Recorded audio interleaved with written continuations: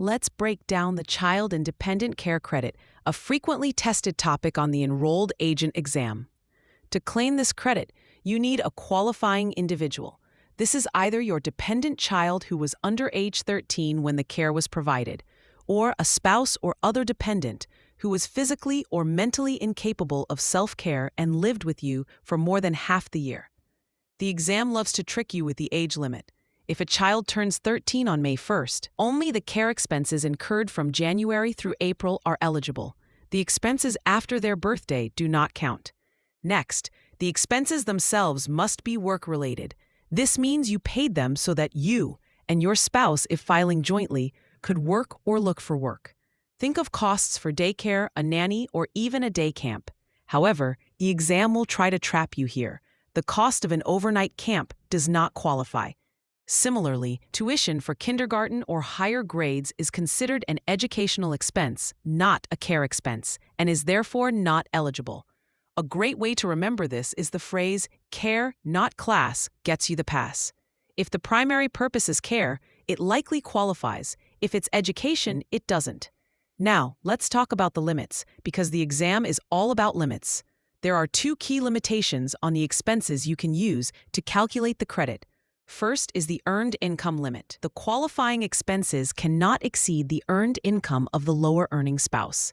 If you have a spouse who earned only $2,000 for the year, your qualifying expenses are capped at $2,000, even if you spent more.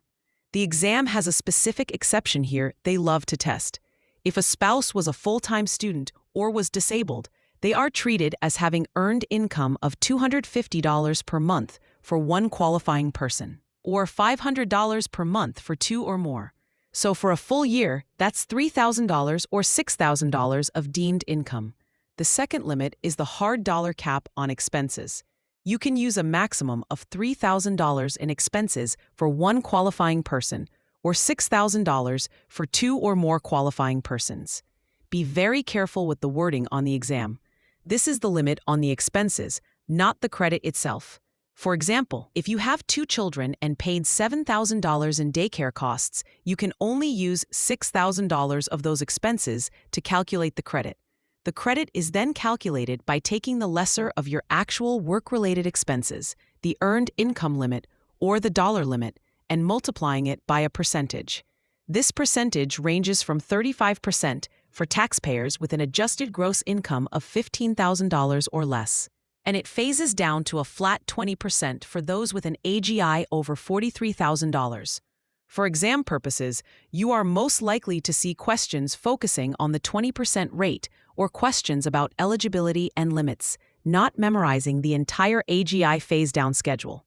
Finally, to claim the credit, the taxpayer must identify the care provider on Form 2441, including their name, address, and taxpayer identification number.